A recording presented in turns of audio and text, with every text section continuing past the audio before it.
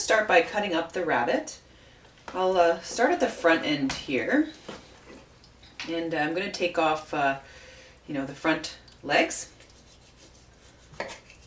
Sort of follow along the rib cage there.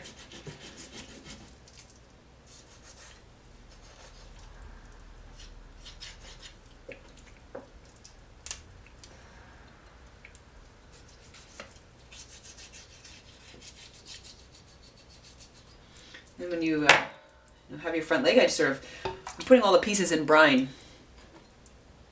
And some people say soaking them in brine or milk actually makes them taste a little bit better. You know, some people are put off by the gamey taste of rabbits or the taste of rabbits in general. But the salt solution in the milk, or the milk rather, tends to make them taste a bit better. You can soak them for a few hours. If you have a farm-raised rabbit, you probably don't have to soak them as long.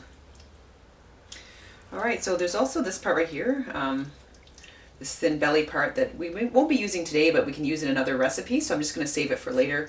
I'm going to just sort of trim it off and put it aside. That sort of belly muscle there. Again, you can really see how lean rabbits are. You know, they're really not they're good nutrition, but you can't really survive alone off of just eating rabbits because they are so lean. There is a thing out there called rabbit starvation, whereas if you were to eat, rabbits, that's all you ate, they're so low in fat and low in carbohydrates and high in protein that your body would just undergo a sort of a caloric starvation in terms of energy. You need carbs and fat to survive.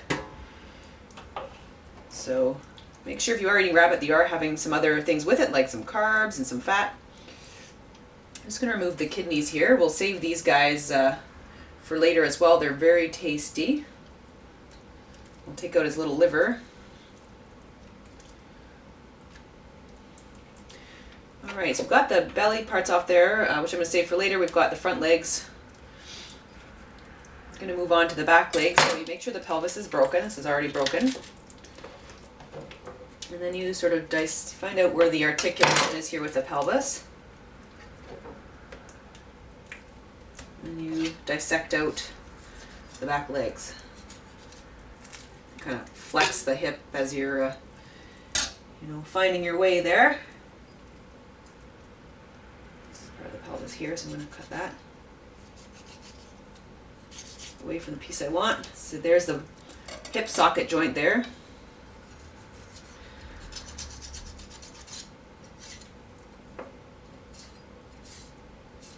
Okay, there's one back leg. We'll put that in the brine.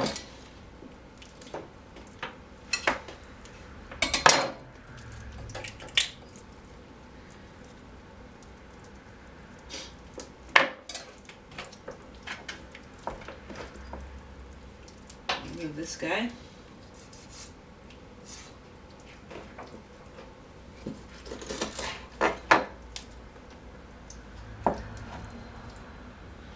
There's our second back leg.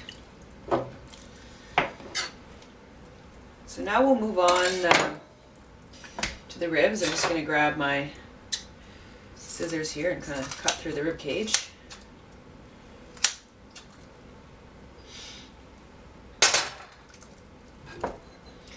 And then we'll sort of cut the ribs off right where these back muscles are here. Cut them out a bit.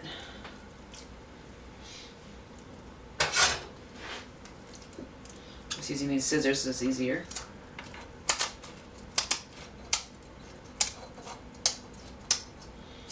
You can save the ribs if you want to put in the soup pot or whatnot.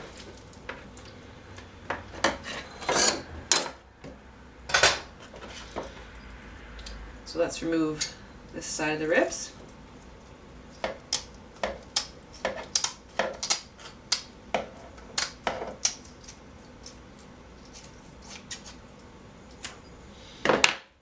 All right. So as you can can see we've got the pelvis, we've got the saddle right here. Tends to be longer in farmed rabbits than in wild rabbits, but this is a really good part of the meat. And then you've got the rest of the muscles there, which are really tasty. So we're going to remove the pelvis now.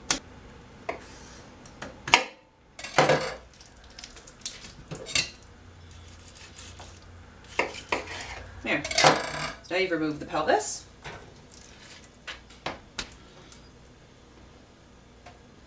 So now we'll sort of cut up the remainder of it. Just sort of find articulation here in the back. And cut through it.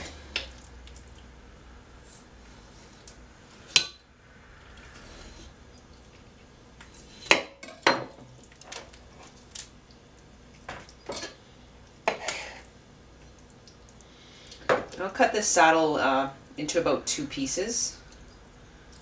Sort of find out where the bones are and cut through.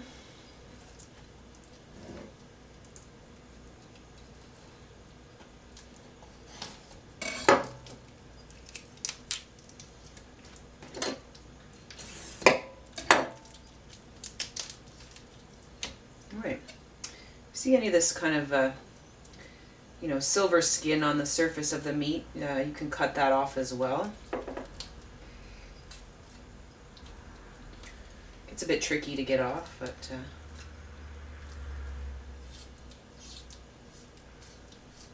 just that loose bit of connective tissue there. Alright, it goes into the brine.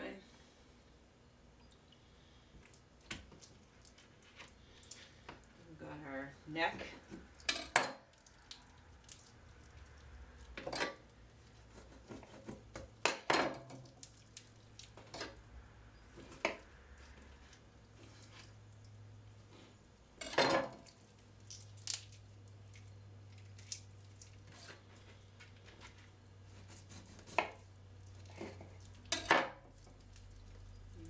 That. Mix that around. We'll divide this in a couple pieces too, why not?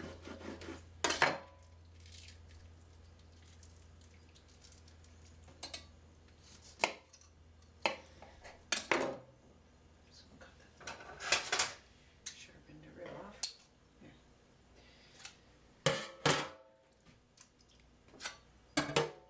Alright, so I'm going to let this rabbit soak for a few hours here just to, like I said, some people find the taste a bit more palatable, those that don't like rabbit, if you soak it in brine.